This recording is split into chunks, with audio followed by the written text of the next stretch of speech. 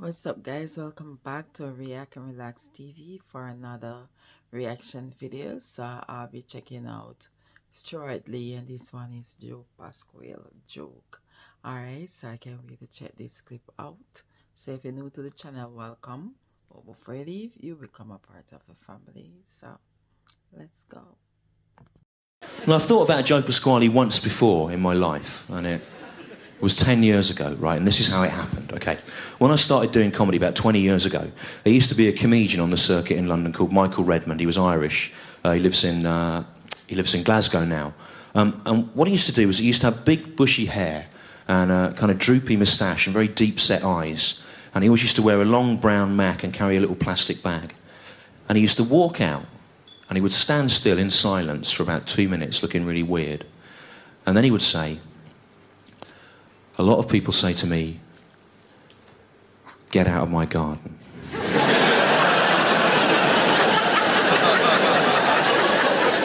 Now, as far as I'm concerned, that is the greatest opening line ever. And not just to a comedy set, to anything. I don't think there's a book or a play or a film that couldn't be improved by having that as it... The book of Genesis would make a lot more sense if it just...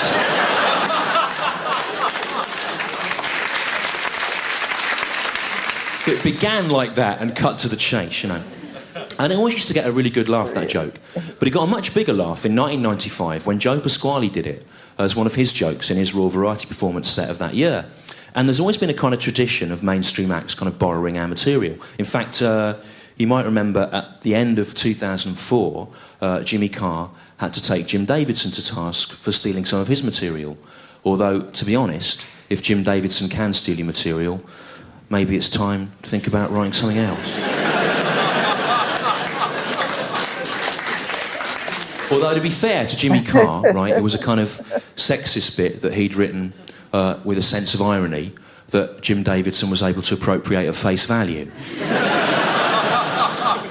One of the kindest things you can say about Jim Davidson as a fellow comic is he's not a performer who is troubled by the possibility of duality of meaning. Right? So I did this piece for a Sunday newspaper. Really? Listen, Stuart Lee is something else. He's not afraid to voice his opinion for sure and just say what he want to say. So it's either you're gonna love him or you're gonna hate him, right? In 95 about this idea of material theft. And I rang up Joe Pasquale and I said to him, "How did you think of that joke about the garden?" And Joe Pasquale said, "I thought if someone looked out of their window and they saw me in their garden, they would say, 'Get out of my garden.'" Now, that's not quite right, is it? Because if you looked out of your window and you saw Joe Pasquale in your garden, you'd just go, "Is that Joe Pasquale?"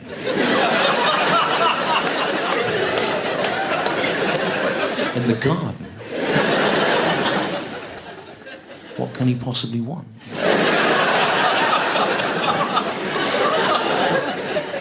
Because that joke only really works if an anonymous weirdo is saying it. As soon as you introduce a celebrity into it, it's structurally compromised. Well, it is, isn't it? You know. So I said to him, "Are you sure you wrote that joke?" I think it's one of Michael Redmond's jokes. And he said he couldn't remember if he'd written it.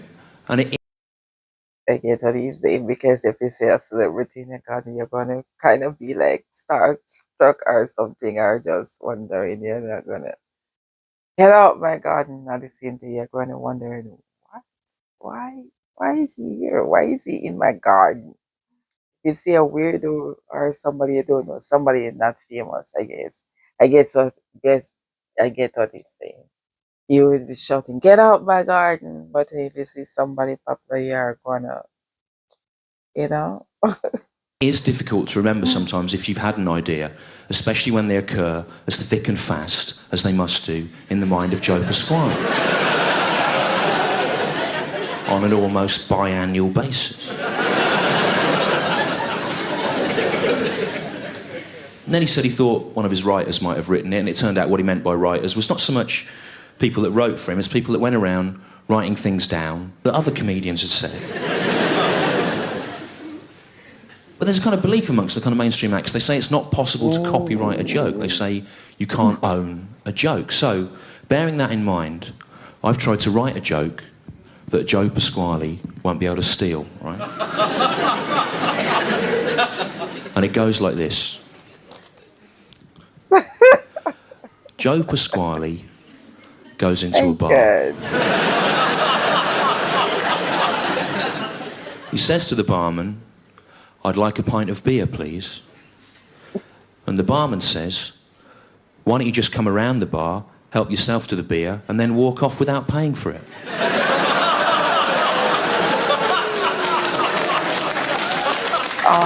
After all, you are Joe Pasquale. Or perhaps send in someone else to steal the beer for you.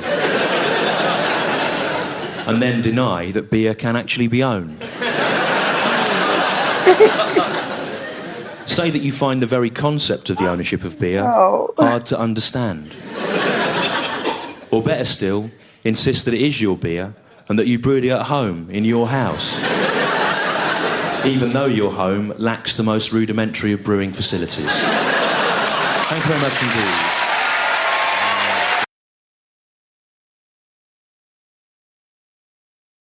Oh man. Oh man, surely something else. Wow.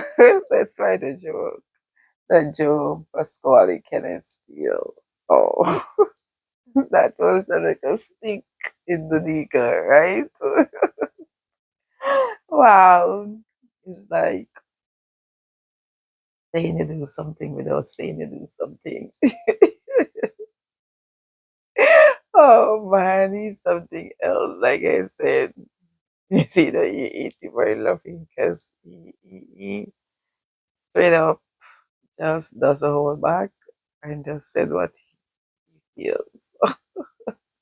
Like he just straight up saying, "You steal that joke," and then pretend like you didn't know it was some one joke, and pretend like you're right to write it or while you send out your people to go get stuff, steal stuff, other people act.